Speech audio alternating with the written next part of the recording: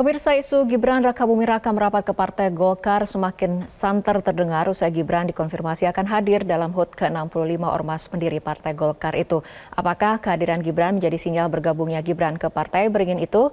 Kita akan membahasnya bersama dengan pengamat politik Adi Praitno. Selamat sore Mas Adi. Selamat sore, Fitri. Mas Adi, MKGR akan menggelar puncak HUT pada malam ini dan Gibran Rakabuming Raka sendiri rencananya akan hadir dan memberi sambutan pada acara HUT malam nanti. Selain kapasitasnya sebagai wakil presiden, apakah ini juga bisa dibaca sebagai sinyal merapat? Ya, saya kira memang soal kemungkinan Gibran dan Jokowi dikait-kaitkan dengan Golkar itu kan sebenarnya sudah terjadi sejak lama.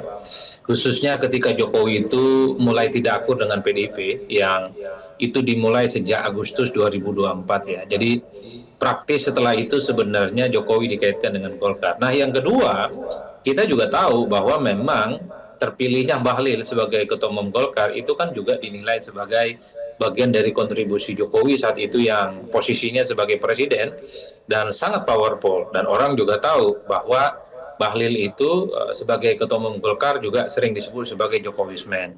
Jadi ketika misalnya hari ini ada ulang tahun MKGR kemudian Gibran hadir, wajar kalau kemudian sebenarnya Golkar selalu dikait-kaitkan dengan Jokowi dan Gibran ya, karena memang secara politik satu-satunya partai yang sepertinya secara politik dekat dengan Jokowi dan Gibran tentu saja hanyalah Golkar. Tapi kalau melihat tanda-tanda alam ya, sepertinya memang belum ada intensi dari Gibran ataupun Jokowi untuk bergabung dengan Golkar. Sepertinya Jokowi itu ingin menepis bahwa dirinya itu selalu dikait-kaitkan dengan Golkar, selalu dikait-kaitkan dengan soal suksesi pergantian Ketua Umum Erlangga Hartarto ke Bahlil dan seterusnya. Tapi mungkin di kemudian hari ya, bukan tidak mungkin Jokowi ataupun Gibran itu bergabung dengan Golkar. Karena apapun judulnya, saya kira faedah elektoralnya secara politik akan didapatkan gitu ya oleh Golkar dan begitupun oleh Gibran khususnya itu menjadi panjang. Satu misalnya tentu saja Gibran itu butuh semacam backing politik ya, termasuk Jokowi yang sampai hari ini masih terus saja dikritik oleh publik.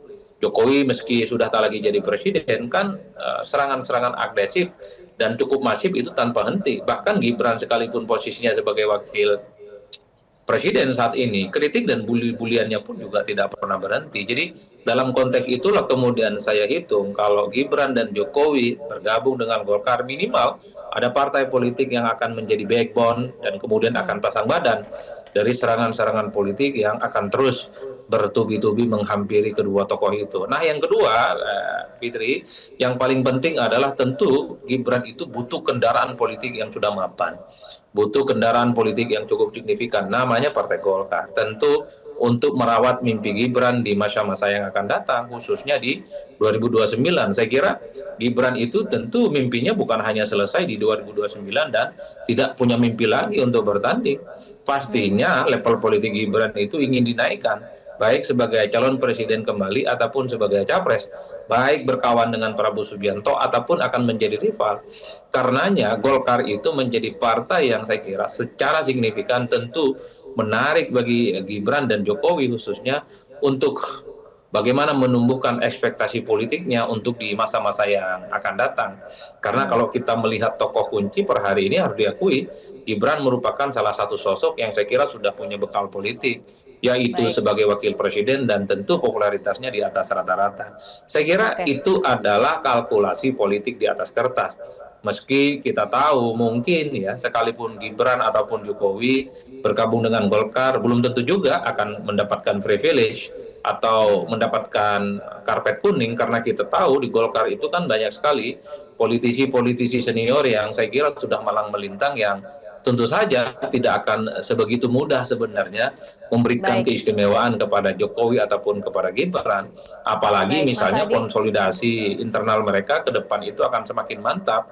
Dan kita tahu biasanya jelang pemilihan presiden selalu saja di internal Golkar itu akan bergejolak karena akan selalu bermunculan figur-figur yang kemudian punya potensi dan punya keinginan untuk bertanding di pilpres-pilpres yang akan datang.